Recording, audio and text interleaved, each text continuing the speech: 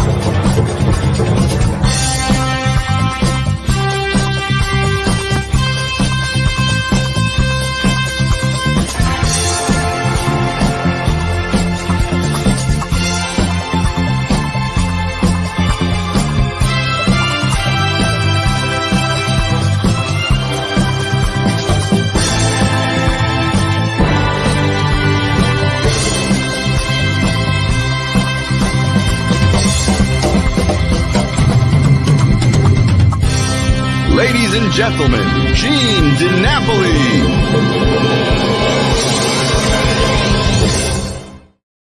Hi, good evening, ladies and gentlemen, and welcome to episode 44 of the Reminiscing with Gene DiNapoli podcast. I made a mistake last week, but hey, I'm allowed to mistake once every 38 years, and that was my mistake. And right now, a word from our sponsors. Hi, this is Francisco. Many people call me the creative CPA. If you need help with your taxes or financial matters, please email me your cell number and the best time and day to call you. You can email me at franciscisco@aol.com, and Cisco is spelled SISCO. The creative CPA. It's that simple, that easy. Thank you.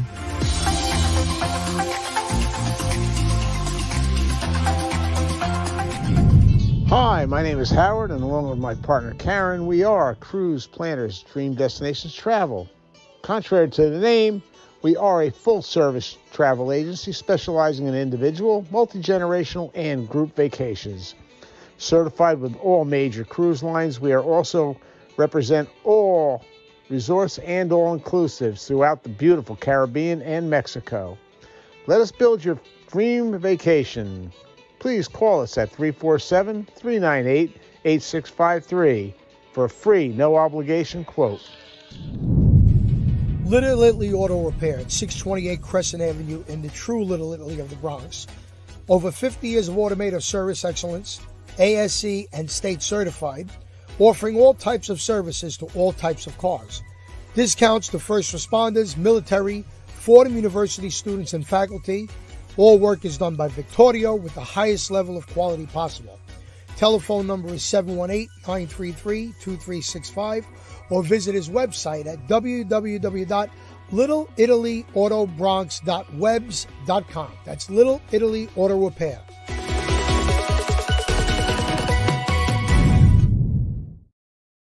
Thank you to all our sponsors. We have one more sponsorship slot. Don't forget that now, being that we are being seen on multiple networks, we have a vast majority of people. We can get your product or your service out there. So that's great. Want to let you know I started a new part-time job. I am now working for a company called Lendipity. They are a credit repair company. So if you have less than perfect credit, looking for a business loan, finance loan, auto loan, if you want to buy a jet or a yacht, hey, contact me through Gene DiNapoli at gmail.com, and we'll put you in touch with the right people to get your loan approved fast and furious. I want to dedicate tonight's show to my mother-in-law, Roseanne. A very happy birthday, Ma. You look great for 113. God bless you. We love you. All right. So we are now part of a network called the Chapters Network, run by Steve Vaccaro. Tonight is our first show with them. Steve and Ray Negron have a great network, which we're proud to be part of, with our friends Ashley Blum, Tyler Gianchetta, and Rachel Barcelona, LaShawn, and so many other great people. They're a great community outreach network, and we're very proud to be part of them. Tonight, okay, so listen, you know I get extra excited when I have somebody that I know on the show, somebody I've worked with. But tonight, I not met this man, and I've never worked with him. But we're going to work with him. And he's got two other things that are really incredible. Number one, he's a fellow Italian. Hey! And number two, he was born in the Bronx. And he's going to tell you about that journey from being born in the Bronx, moving to Jersey, and hitting the worldwide stage. So we want you to welcome, for a great doo-wop group called the Knockouts, the 2022 East Coast Hall of Fame nominee, singer, actor, and even more so than that, one of the greatest entertainers out there. Let's give it up for Mr. Bobby D'Andrea, ladies and gentlemen. Come on in, Bobby. Okay, where's Bobby? There you are. I'm here. Hey, Bobby, how are you? How you doing? I'm doing great. Good, good. Look, just move over to your left a little so you can be in the spotlight. Or not, yeah, right. There you go. How I am.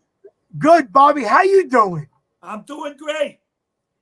Bobby, you're coming to us from your home now in New Jersey. In Toms River, New Jersey. Toms River, but you're a Bronx boy, I found out. Well, I'm born in the Bronx. Where were you born?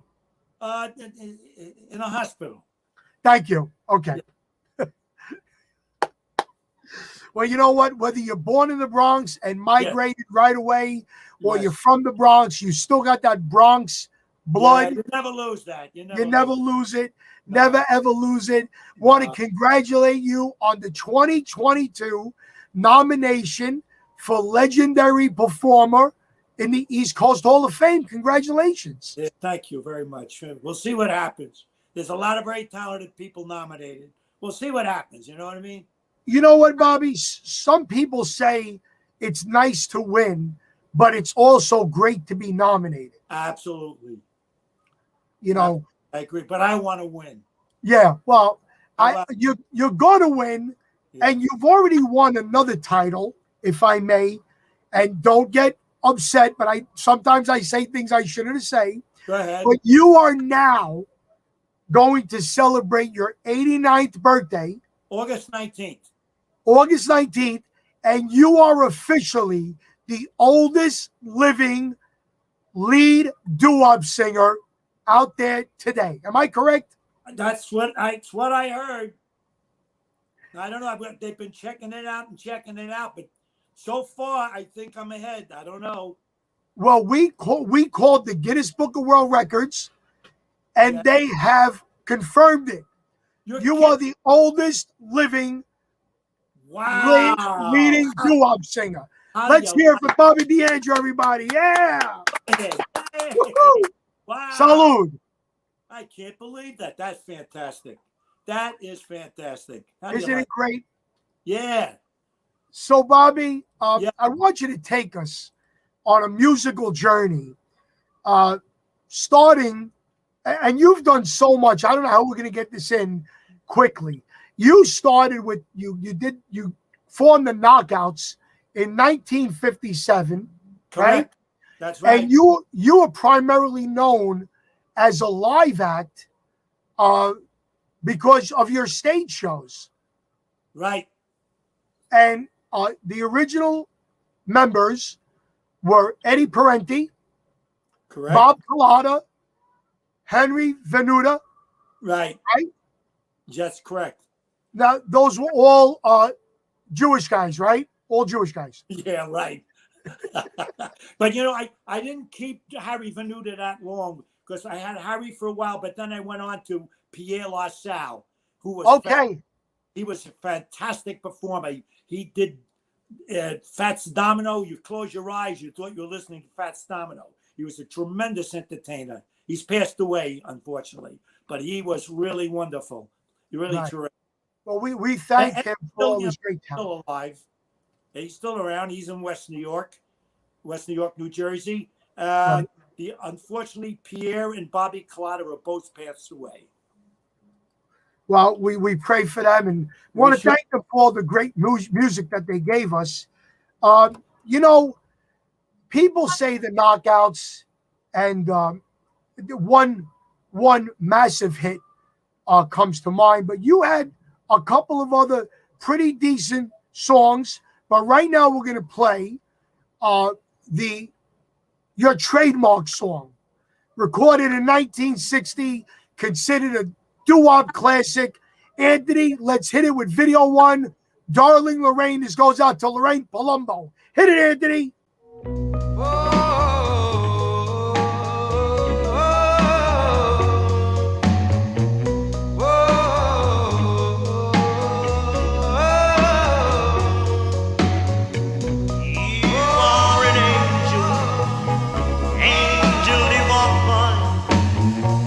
You're sent from heaven.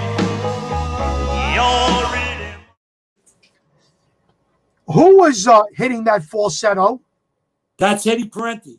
That's Eddie Parenti. In the background. Yeah, that's right. Eddie Right. So, but you guys were also a musical act as well. Yes, we did comedy in the act and everything. Right, but what I meant by that was you just weren't four guys up front. You actually performed your own instrumentation too. Yes, we were self-contained. You were self-contained. Yeah. Let me ask. Yeah. The funny thing about Darling Lorraine is a really funny story because. Please tell us. Yeah. Well, what happened was we went into the studio to record that, and originally that song was going to be recorded with girl singers in the background. The DeMarco sisters were supposed to be. Yeah, remember the DeMarco sisters? No, I'm a little young, so I don't remember. I guess a little bit. I'm older than 30. So what happened was but it didn't like the way it sounded. So just at the end of the session, we were going to call it a day, so we just weren't going to record it. And I told Eddie, let's try it one more time. Just you singing in the background, just fake it, just do what you can with it. And he came up with that idea. And that's how we came up with Darling Lorraine. Really? Yeah. It was like a fluke. You know what I mean? And sometimes flukes are the best. Sometimes a mistake. What you think is a mistake is not a mistake. Right. Now, you recorded that in 1960. Correct. So between 57 and 60, when you were performing, what type of songs were you doing in your live act? Well, all the doo-wop stuff, all the music of the time, We did all we covered. We're a cover group, but see our main thing. We did a lot of comedy. You did a lot of comedy. It's always been my mainstay. I'm basically a comedian. I'm not a singer who's a comedian. I'm a comedian who's a singer. Is that how you describe yourself? Yes, very much so. Yeah. Wow. That's what I always put. That's what I always considered myself. That's great. Yeah. That's wonderful. I will tell you this. When I did my research on you, unfortunately, there's not a lot of information about the Knockouts and Bobby D'Andrea. But I found out you recorded one of my favorite songs of all time. And you did a great job of it. And we're going to play a little bit of one of your releases. And you're going to tell us about this, Stormy Weather. Anthony, hit it. Stormy Weather. I don't know why there's no sun up in the sky. Stormy weather. It's my gal and I ain't together. It's raining all the time. Wow, great song. Yeah, well, we did that, but the song we did right after Darling Lorraine, we covered was Rich Boy, Poor Boy. And that was, that was on the radio. That got airplay. Tell us about recording Stormy Weather. Well, Stormy Weather, we winged that. We did that in one take. No way. We were just sitting in the studio, and we gave it a shot. Those things where you just give it a shot, and it came off. And that once again was Eddie Parenti in the background. Yes. You're boggling my mind with saying that you just winged it. That's it. Well, today, a lot of the stuff we did was like off the top of our heads. We just we did it as we went along. You know what I mean? And this was at Time Brent Records. That was on Shad. That was on Shad. I was on several labels. I was on Shad. I was on Tribute. I was on Scepter. We gave it a shot with a lot of studios. Did you really? Yeah. Well, back then, it was a different world, Gene. The music business was different then than it is now. It was a whole different animal. Right. Yeah. A couple of weeks ago, we had Emil Stuccio on the show. He's a good. Yeah, great guy, great guest, and he was with, I think, 5 or 6 different record labels. Yeah. In a small span. Yeah. Today, you get signed to a label and you're there for 20 years. Well, yeah, like I said, back then it was a different animal, Right. So you were just talking about your second follow-up, Rich Boy, Poor Boy. Yeah. Now, who wrote that song? We couldn't get any information. Eddie and I wrote that. So you wrote that. So this was the first song you co-wrote? Pardon me? This was the first song you wrote? That I had anything to do with. Darling Lorraine was written by Eddie Parenti and a lady by the name of Rose Gallagher. See, Darling Lorraine was a poem. She came to us. She had written this poem. This woman, she came into the club, and she had written this poem, Darling Lorraine. And she said, "Could you put this to music?" And we did. And that was that. But she wrote the words. She wrote the words. Wow. Lyric. She wrote the lyric. Yeah, it was lucky, Well, you might consider it lucky, but I consider it a little luck and a little talent as well. We're going to play a little bit of Rich Boy, Poor Boy, and want to hear the story about that afterwards. Anthony, hit it. Rich Boy, Poor Boy. Rich boy, poor boy, which will it be? Rich boy, poor boy, which will it be? I'll give you anything, but I'll give you love. I'll give you diamond, God knows up above. What a great song. Yeah. So you wrote that one with Eddie. Okay. How long did it take you to record something to write something like that? Well, Eddie and I did it together. It took us a couple of weeks.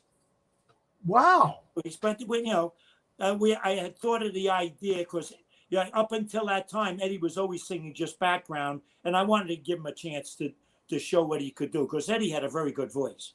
Eddie was a good singer.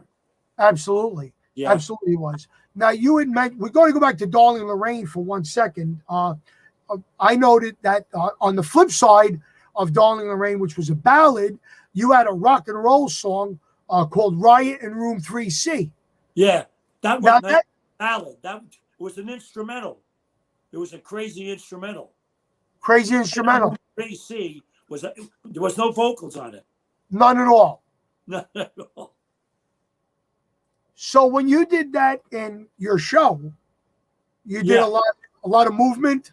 Yeah, I'm a dancer. See, I do a very high, even now I do a very high energy show. In other words, when I come out, I'm dancing. I'm wild. It's all wild stuff.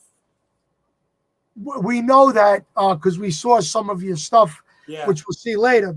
But I want to tell you how I originally heard of you, Bobby, because I'm only 55 years old. Right. And you must have been on hiatus of doing the knockout stuff for when I was growing up, because my mother married my father, my second father, who was from Bogota, New Jersey. Right.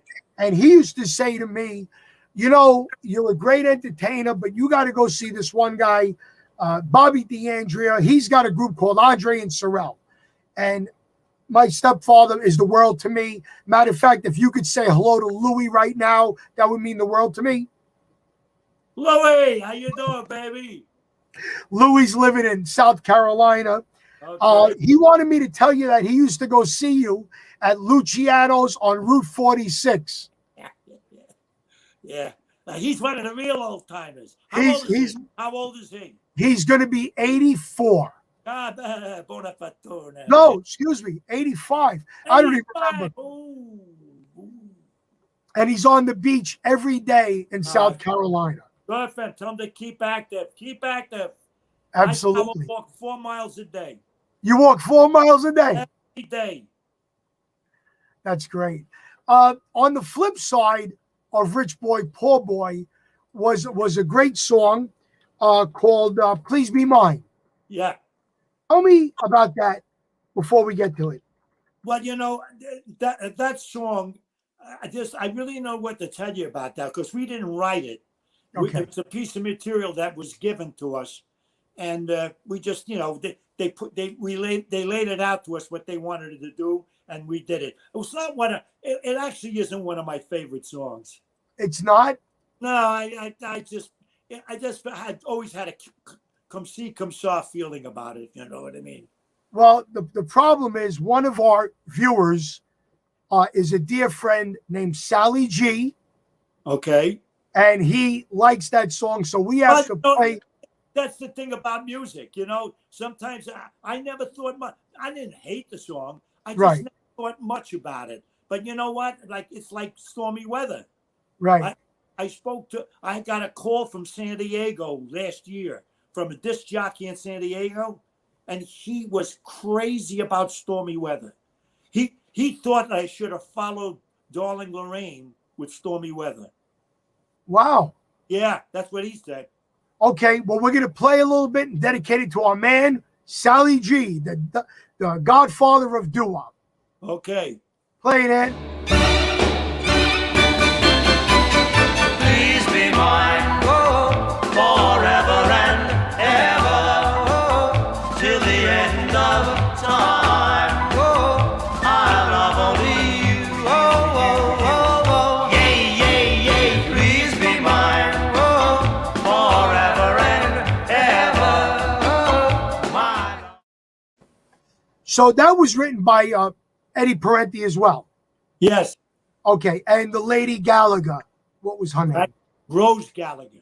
Right. Now, I noticed the melody, it sort of mirrors two of the songs that Shad Records had out at the time called I've Had It by the Bell Notes, and It Was I by Skip and Flip. Skip and Flip. It's sort of like the same beat and dance beat. Was that Shad Records formula? Well, kind of. You're right there. You're right onto something there. They wanted a certain sound at the time, if you know what I mean, and they wanted everything to basically sound like that. Okay. I couldn't understand that kind of thinking, but back then they were the guys doing it. So okay, that's what you want. That's what we'll give you. When you were recording for Shad Records, did you sing backup on anybody else's songs? No, I didn't do that. A lot of groups did. A lot of groups did. I never was into that. Okay. All right. Well, you were a working entertainer because of everything you did. Exactly. No, you can understand at this same time you're talking about, I was in Vegas in '58. I was in Vegas. I mean, that's we the knockouts. We were in Vegas in '58. We were there again in '59. We were there again in '60. So we were going back and forth to Vegas. Wow. So you got to understand something, Gene. Recording wasn't recording was like a sideline for me. My big love was live performing. I noticed I used to love to work the clubs. I wanted to work live. You know what I mean? Yeah. So you were the opposite of everybody else. Yep. Everybody else wanted a record contract. You wanted to perform live. Correct. We have a comment here. If a record contract came, great. I wouldn't turn it down. Right. But at that time, remember, as I said to you before, I was pushing the comedy thing. Right. So music was, I mean, I liked that. I was happy. I was thrilled that I had Darling Lorraine, and I used it to my, to make things good for me. You know, I made it work for me. You know, when you're a recording artist, a lot of doors open for you. Absolutely. Absolutely. And speaking of comedy, we have one of our avid viewers, a good friend of ours named Sonny Maxon, who is known as the photographer to the stars. He said to ask you about when you perform as Jimmy Durante. Tell us about it. That's well, I've been doing Jimmy Durante for like so many years. But now I made it, what I did with it, I made it very poignant. What I do with Jimmy Durante now, I do his ballads, you know, and not so much the comedy thing. Sure. The ballad, because he, you know, I do like I'll Be Seeing You, Smile, songs like that. Smile, which was written by the late, great Charlie Chaplin. You got that right. So tell us, besides you, can you see the picture we have up? Yes. So that's you in the lower left. Yes. Tell us about the other guys. Tell us who the other guys are, Bobby. Well, let's see. From left to right. Anthony, keep that picture up, Anthony.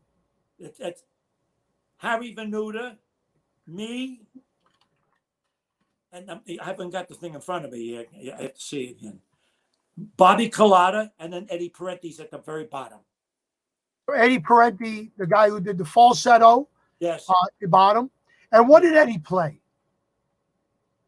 Guitar. He played guitar. Guitar. And the rest of the guys. Bobby Collada was keyboards. Bobby Collada was keyboards, and Harry Venuta was a drummer. Wow, great, great. Let's go back to 1961. You recorded Fever. Back to 1960. You recorded Fever. Yes. The classic standard Fever. Yeah. The Peggy Lee. Yeah. So I was not able to find that anywhere. Yeah. How did you do that? Was it up tempo? Was it a ballad? How did you do that? Pretty much in the same beat. It's always is done. It's traditional. But I used it. That was another thing we used on stage. Gotcha. Believe it or not, I did a comedy thing with that. What did you do? Oh, I don't remember. Really, that went so far back, I don't even remember what I did on that one. But I did something crazy with it. I had some kind of costume on. I don't know what I was doing. That's quite all right. Now, right after you did that, there was a little hiatus with the singles. Am I correct? Yes. So what happened between 61 and 64? Well, I was doing all nightclub work. Where was that primarily? At that time, I was working constantly. You have to understand, this wasn't a thing where I worked on weekend. We were working, going on the road. We worked up and down the East Coast. Wow. Right across the country. I mean, we were a road act, if you know what I mean. So unlike a lot of the Jersey groups who stayed local, I told you, I practically lived in Vegas because we were back and forth to Vegas so many times. Were you in a certain hotel? Yes, Fremont. The Fremont. That was downtown. Yeah, we know that. That's with the cowboy. Yeah. With the cowboy. And then since that time, but I don't want to get ahead of myself. But I worked all over, because Vegas, I worked the MGM Grand, I worked the Frontier, I worked a couple of rooms there. When you worked these Vegas shows, did any other performers come to visit you? Oh, all the time.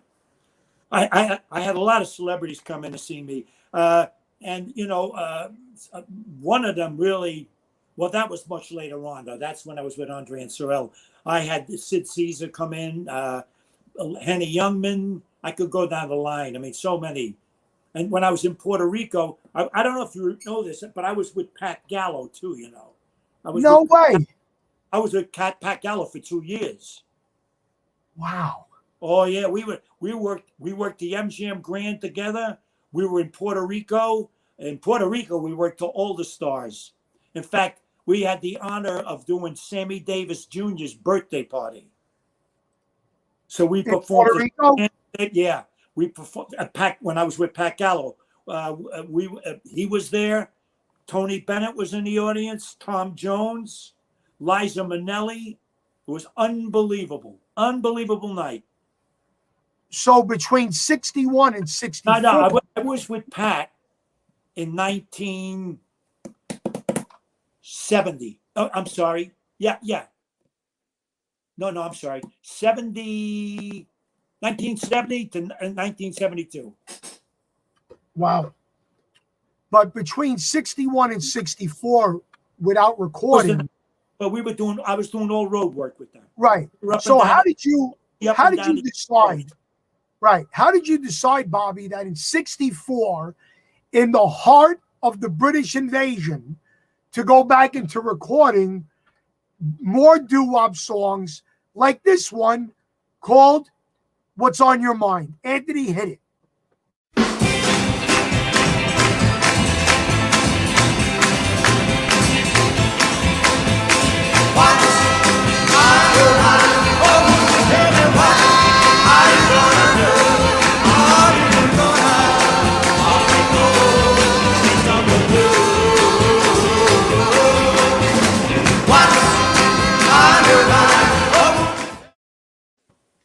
What a great song.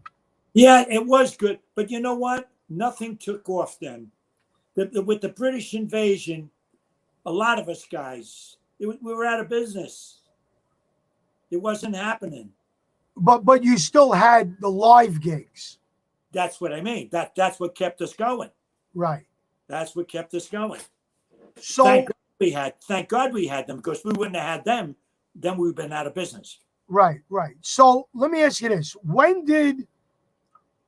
So you came back in 64 as the Knockouts. Yeah. You were still doing Knockouts. We would have knocked out the whole time. Right. Until when? How long did the Knockouts last? Yeah. Till 68. 68. 69. Yeah. And you were still doing the clubs. Yes. So in 69, you created Andre and Sorel. No. In 1969, that's when I went with a group called the Angel Brothers. The Angel Brothers? They out of Pennsylvania. And I was with them till 1971. And then in 1971, I went with Pat Gallo. Okay, wait a minute. So let's talk about the Angel Brothers for a minute. Yes. Were they a recording act? No. They were strictly a show group. A show group out of Pennsylvania? They were a horn band. All horns, mostly horns. Sure. Excellent. Great group. And I was with them. I did Vegas with them also. And you were the lead singer? Yes. Well, I was the lead singer, and also the other gentleman, Andy Angelucci. We billed ourselves as brothers. We weren't brothers, but we billed ourselves as brothers. Right. Did you play an instrument, Bobby? Way a long time ago, but I stopped. You stopped? I played a little bit of guitar, but not much. So now you're with the Angel Brothers. In 1971, I went with Pat Gallo. Then I was with him for a couple of years, and after him, I went with Andre and Sorel. Okay, so Pat Gallo and you did a duo? With a band, with a big band. Yeah, big band. We traveled. We worked all the top rooms in the country, all the top rooms. And then when that came to an end, that's when I got a hold of Frank Sorel. And Frank Sorel and I were together for almost 46 years. Question. When you did these gigs with other people, did they know you were the lead singer of Darling Lorraine? Oh yeah. So you always kept that in the show? No. No. No. Okay. It's not the way it worked that way, Gene. You see, when you're in a certain circuit like that, when you're doing the club circuit like I was doing, unless you're doing in a doo-wop situation, they don't care about that. Doo-wop works where doo-wop is wanted. You know what I'm saying? I'm listening. Sure. Yeah. Sure. They didn't, like when I was in Puerto Rico with Pat Gallo, they didn't care about that. They wouldn't have cared. If I would have done Darling Lorraine, they wouldn't even have known what that was, because it wasn't a doo-wop world. Doo-wop is only for people who love doo-wop. And I love doo-wop. You love doo-wop. You know what I mean? But the type of thing I was doing, it was in a whole different ball game. You know what's funny? I don't know if you remember a band called Alive and Kickin'. That name sounds familiar. Yeah, my friend Pepe was the lead singer. He had a #2 hit in 1970. Okay. And then he became a nightclub band in the 80s and 90s doing that music. Okay. But in the middle of his set, he would do his hit record. Yeah. And it either went one of two ways. It either made more fans or it cleared the dance floor. See? Right. You're right on the money. Right. You're right on the money. Yeah. So you played it close to the hip. Yeah, I did. That's a good way of putting it. That's great. Yeah. I don't know if your album, Go Ape with the Knockouts, Yeah. is available. Do you know if that's available? You know, that's so funny you say that. I was just, my buddy Victor was just looking that up the other day. And what was that, online, Victor? Yeah.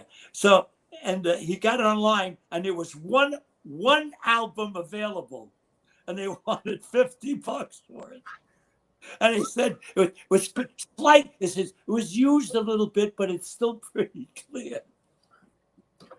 That's the album. There's an album out there, one. Right. Mentioning Victor, we want to thank Victor Mano, who's your friend and your drummer, for helping us tonight. Victor, can you put your hand in the camera and just wave? Can you put your hand? I don't know. Can you see me? No, not yet. Keep going, Victor. Oh, keep going, Victor. There you go. Say hello, Victor. There he is. Right. Now, you know, Victor's going to be doing all the shows with me that I'm doing. I'm doing a lot of single shows, and Victor the drum on my shows. Right. Before we get to that, let's talk about what I was told was the greatest comedy duo, the comedy music duo in history, Andre and Sorel. Tell us about his name was Frankie? Frank Sorel. Tell us. His real name is Cirillo. His real name is Cirillo. Right. Where did you meet Frank? Frank was working with a group called Russ Marlowe. And I had heard about him. He was a tremendous singer. I mean, this guy knocked your socks off. Good looking guy, sang beautifully. And he had never done comedy before. And we got together and we formed a group.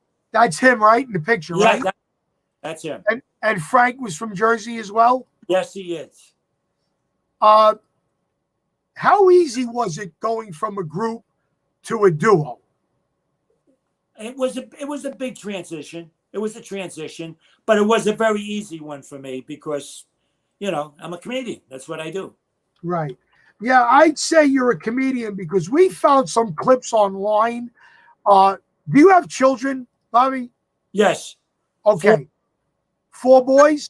No, 2 boys, 2 girls. 2 boys, 2 girls. We hope they're not watching tonight because this next clip is either going to get them to embrace you or disown you. Anthony, play video number 6. Saving the world so many times, it's Superman! There he is. Look at him. A little older, a little bit older now. Hold on.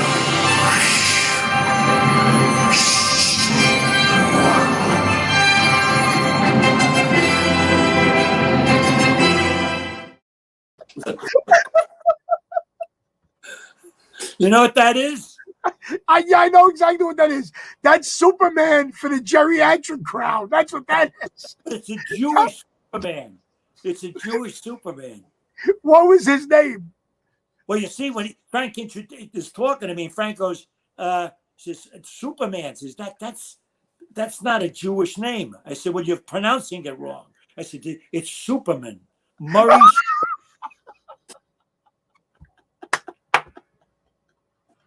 So who came up with that skit? Me. I write all my material. You write all your material? Yeah. I'm gonna have a heart attack. But all right, so you go from Superman, which was an easy thing to do because he was a real character. But Yeah. we're gonna play a bit of Jimmy Itchy. Anthony, give us a little bit of Jimmy Itchy. Jimmy Itchy.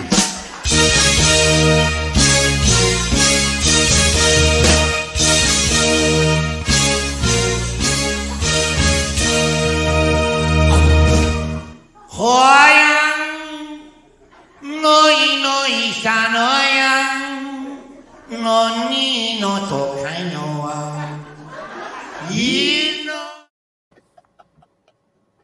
You know what's the shame, Bobby, What? is that people today would have you arrested. Oh, forget it. Are you crazy with the cancel culture? They'd send me, they'd ride me out on a rail. Did you ever get like people upset at your acts? At that before the cancel, I felt a lot of people get upset. I didn't give it on. I mean, listen, comedy's comedy. Comedy's supposed to be outrageous. Come on, Gene, you know that. I get you. Listen, fact, I get you. Can't be a comedian today. You can't be a comedian today. Everything you say is offensive. You know that. You know, between what you do physically and what Andrew Dice Clay does verbally, people should understand comedy is not retelling history. It's not War and Peace. It's to make you laugh. That's and right. to get right. So if you go to a comedy club and you get offended, maybe you shouldn't be going to the comedy club in the first place. Amen. Jimmy Itchy. I can't. I watched it. Listen to me. I watched it 5 times today to try to get the laughter out so I wouldn't laugh now. Okay. But that was great. Yeah. That was great. Tell us a little more about Frankie Sorel. Tell us a little more. Well, I mean, Frank was a great singer. He a very good impressionist. He did a lot of impressions. His Dean Martin was dynamite. Tom Jones, you'd close your eyes, you thought it was Tom Jones. I mean, it was just fantastic. He was a very good performer. Frank's working on his own now, though. And I'm going off. I'm doing my thing, and he's doing his thing. But we had a great 46 years. So Frankie's still. He's still performing. He's still working. Yeah, he's doing a job here and there, And Where is he? It's a struggle now. Let's face it. We're both up there. It's a new world. But what can I say? We're both trying to make a living. Right. Where is he based out of? Well, he lives in Edison now. So still New Jersey. Yeah. So let me ask you this. And sometimes, Bobby, I open my mouth and I get myself in trouble. For the right money, could Andre and Sorel be reunited? Oh, well, that's off the wall. Yeah. I mean, who knows? Okay. Who knows? I mean, that's a question like that. You don't know. That's a hypothetical. Okay. After Frankie Sorel and you parted ways, I believe you hooked up with a guy named Gary Chris for a while. Yeah, Gary Chris did some of the was doing the background for me for Darling Lorraine. He worked with me, yes. Now I've been doing that. I was with him for a couple of years now. It's been doing that quite a while with him. But now I'm doing what a lot of the lead singers are doing. And in fact, a friend of yours, Larry Chance. Yes. We're going off on our own. This picture right here, is that you and Gary Chris? Yes, it is. Okay, and Gary is still with us. Oh, wait a minute. I don't know if that's Gary on that one. Yes, it is Gary Chris. Yeah. Yeah, he's still with us. Yeah. And what is he doing? Well, I mean, he doesn't. Oh, in fact, what should I almost forgot. Gary Chris now is with the Belmonts. Is he really? Yeah, he's doing lead singing for them with the Belmonts right now. Oh, wow. Yeah. So, but if you don't mind, I just want to mention something about Gary. Gary had one of the biggest party bands in New Jersey, right? Right. He worked with a group called Gary Chris and the Crystals. Correct. Not the Crystals. He also had a hit record. He had a hit record in 1978 with his own version of Rio de Janeiro. Yep. That's a great record. Just like all of your songs, we want our viewers to do their own homework and hear it. Maybe we could find Gary's record at another time and play that. That was about the time that Peter Allen also had his hit. Yeah, his hit was not the same song, though. His hit was I Go to Rio. Okay. Gary's was called Rio de Janeiro. Gotcha. Different songs. They weren't the same song. Right. Okay. Thank you for educating me on that. I appreciate that. Going back to the knockouts for a minute or two, you continued to record well into 1965. Your last song was called Falling from Paradise. Right. Was that, now you wrote that? No. You didn't write that? No. Okay. Who did write that, if you remember? I have no idea. But you picked that song to do? Yes. Did you pick it? Was it metaphorical, Bobby? Falling from the paradise of the doo-wop era? No, well, the song is a love song. It's a love song. It's a love song. It's about a guy in love, and she dumped him, and now he was falling from paradise. It was paradise being with her, and he fell from paradise. Right. Isn't that touching? That's pretty in depth there. Yeah. So we have another video here. So you know what? This is going to not only offend one person, but you went at it, and you and Frankie went after two types of people in this next video. Anthony, video 8. Everybody, please just take it as entertainment. And every time I try to stay, the winds of change continue blowing, and they just carried me away to all the girls I've loved before. So if making fun of one person, one nationality wasn't enough, you went all out and did 2 in 1 song. Exactly. Nothing was safe. Wasn't it a more fun world back then? Yes, it was. Unfortunately, I tell you, all the comedians are complaining right now, though. Sebastian Mascaliano, he said the same thing. You can't do comedy. Everybody's offended. You don't know who you're offending. Well, you know, when you get to a point like that, like Sebastian Maniscalco, people know what they're going to get when they walk into his show. Yeah, but he's been having a problem. He's been starting to have a problem. Really? Yeah, because you never know. It's like one little, everybody is a critic now. Right. Everybody's offended. They find something to offend themselves with. And it's disgusting. It's disgusting. You're right. I do agree with you that comedy should be viewed as comedy. Well, like I said, you just said it before. You're laughing. I did the things I did. You're laughing at them. They're really not offensive. They're just funny. You're making fun of something. It's okay. Right. Nobody gets hurt. Nobody gets hurt. See, that's what a lot of people don't realize. It's Who's all hurt? entertainment. They Right. make themselves be. There are people that are professional hurters. They oh, I'm offended. Enough with that. Enough with Right. Of course. Tell us about your foray into the acting, Bobby? Yeah, well, the first movie I did was Joe Pesci's first movie, The Death Collector. Wow. Yeah, you didn't know about that one? No. Yeah, I had quite a nice sized part in that. But it's Joe Pesci's first movie. If you ever get a chance to scan the movie, you'll see me. I have a nice sized part in it.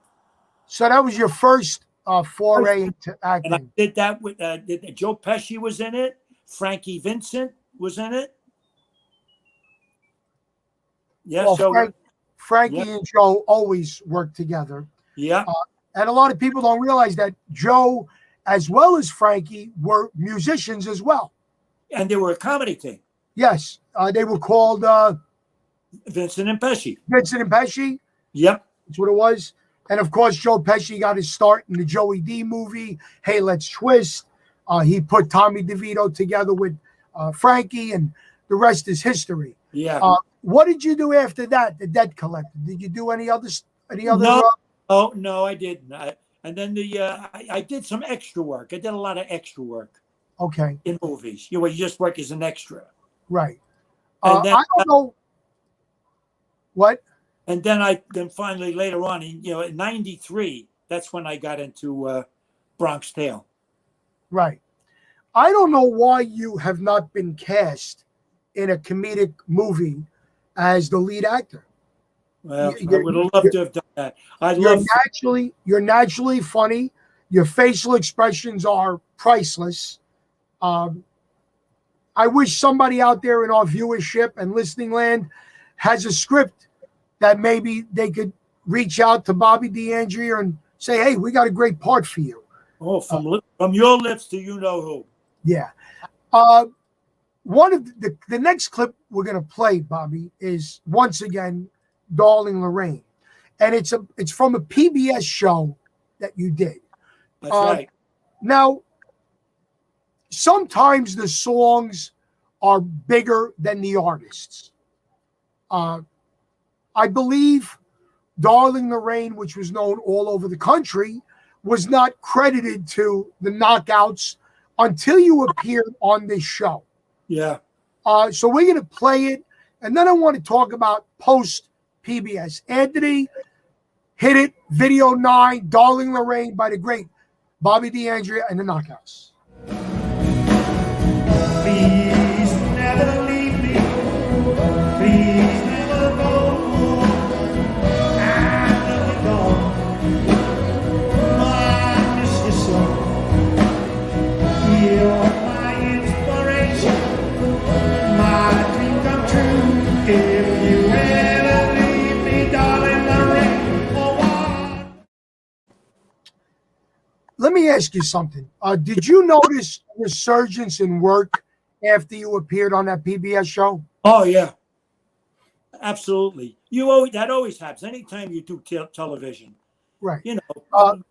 You were primarily a New York, New Jersey group, and then you went to other cities like Vegas and what have you. Yeah. What was the weirdest place that you played, either post or pre PBS? Did you ever wind up in like Santa Fe, New Mexico, or Boulder Creek, Colorado? Did you ever wind up there? Well, of course, we went to a lot of strange places. But no, we worked. Funny you say New Mexico. So we worked Albuquerque.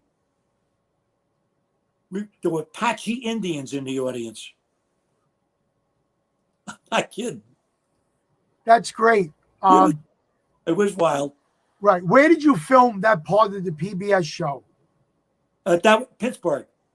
Oh, but that wasn't the PBS show. I'm sorry, I'm remiss. That was from a show in Staten Island. Yeah, right. No, the PBS show was in Pittsburgh. Right. We didn't want to show that clip because we didn't want to get flagged. Okay. Bobby, do you have a website that people could look you up? Not yet. I'm making up a new one because I'm we were just starting to talk about it. I'm doing like Larry and a lot of the other groups. I'm going on by myself. Right. Bobby D'Andrea, lead singer of the Knockouts, and I'm going to be doing a single. Victor's going to be playing drums for me. Right. And, we're gonna be going that way. I was told that's a lot of us are going that way now. Sure. A lot of people are. Vito was a big one telling me that I should do that, and so did Emil. Emil told me I should do that too. Yeah. If you could do it, that's But the what best way. do you think of it? What do you think of that idea? You know what? It does streamline the show. Yeah. As long as your vocals are there, I say go with it. Okay. You know, me and you were talking the past couple of days, and I told you that I'll be producing some shows. Right. And not to be unsensitive to the band, right now we don't know if COVID is going to affect the crowds. Right. We don't know if the doo-wop audience is phasing out. Yeah. So anything that could lessen the entertainment price is a good thing for promoters. I get you. You. But listen, I always said if I hit lotto, I'm going to produce a doo-wop show every month, and I'm going to give away 20,000 tickets. Right. I don't care if I'm rich. Right. But the one thing we have to look at as a business person is that we have to cover our expenses. Absolutely. Right. And, you know, I talked to you. Today I talked to Jerry Gross and the Dovals. I talked to Emil. It's really not about the money anymore. It's about performing for the fans. Right. Me and you spoke. You are definitely going to be on 1 or 2 or 3 of my shows in the next 6 or 8 months. Okay. Because I know the fans will love to see you again and again. And when you do have the website up, please let me know how we can help promote it for you. Yep. Absolutely. So just to let you know, in the shows that I'm doing now, I'm doing it's September 12th. I'm doing a show that I'll be doing by myself, and I'm going to I do Jimmy Durante in the doo-wop show. In the show. Yep, in the show. And believe at first, I wasn't going to do it. Last year I did it, and I did it on a doo-wop show, and the promoter said, "Give it a shot." I was kind of, it's a doo-wop show. I don't know if this fits. Well, let me tell you, I did that thing. They went wild. I had a standing go. They gave me a standing go. So I think I'm going to keep it in the show. I think you should. Let me ask you this: when you do your guest appearances, you do what? 15 minutes? 15 to 20 minutes. Do you do a lot of the Knockouts material? Yeah, well, I do a lot of cover stuff. You do? Yeah. But if I requested it, would you do it? Requested it? Yeah, you would do it. You have charts. You have charts for requested it.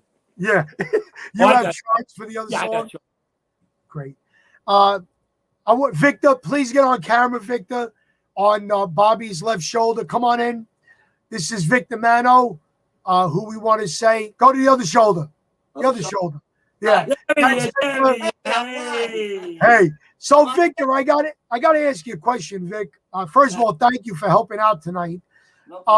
Have you ever worked with anybody quite like Bobby D'Andrea before? Can I tell you something, Gene? Him and I talk every single day, sometimes 2 to 3 times a day. We are never lost for words, and we're hysterical most of the day because him and I seem to be on the same wavelength, which is crazy.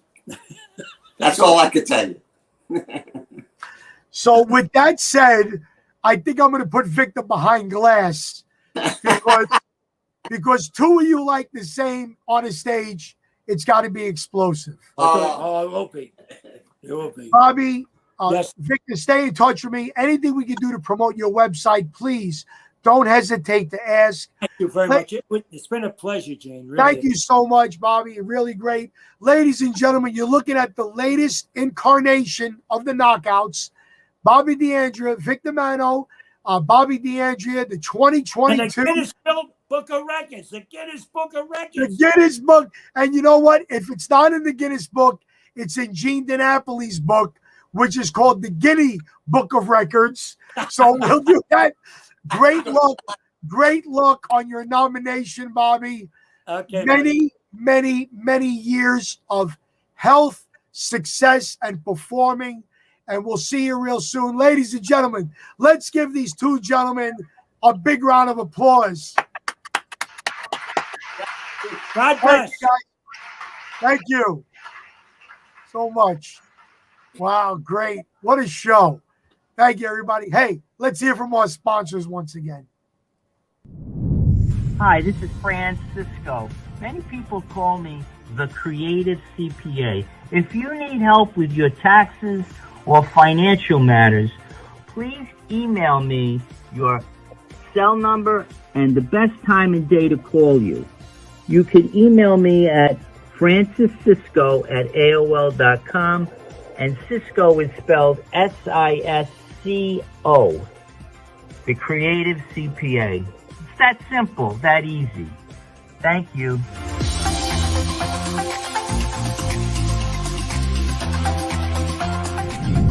Hi, my name is Howard, and along with my partner Karen, we are Cruise Planners Dream Destinations Travel.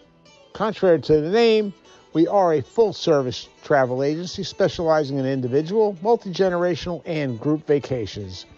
Certified with all major cruise lines, we are also represent all resorts and all-inclusives throughout the beautiful Caribbean and Mexico. Let us build your dream vacation. Please call us at 347-398-8653 for a free, no-obligation quote. Little Italy Auto Repair at 628 Crescent Avenue in the true Little Italy of the Bronx. Over 50 years of automotive service excellence, ASE and state certified, offering all types of services to all types of cars. Discounts to first responders, military, Fordham University students and faculty. All work is done by Victorio with the highest level of quality possible. Telephone number is 718-933-2365 or visit his website at www.littleitalyAutobronx.webs.com. That's Little Italy Auto Repair.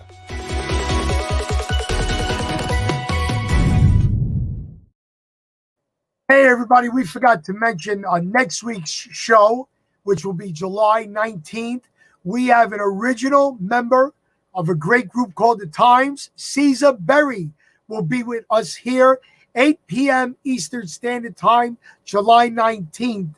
So glad to have Caesar do this for us. Another great talent. And don't forget, I started work for a company called Lendipity, which does credit repair, business loans, auto loans, yacht loans, jet loans, whole bunch of stuff. So if you want to know information about them, send me an email at Gene DiNapoli at gmail.com. Thank you once again to Anthony Griffo, our producer, Chapters Network on the new network we are at. Keep an eye out on our page. Join our YouTube at Gene DiNapoli. Some very exciting news coming up and a lot more new shows. Thank you all. Stay safe. And once again, happy birthday to my mother-in-law, Roseanne. Love you, Ma. Peace out, everybody. God bless America.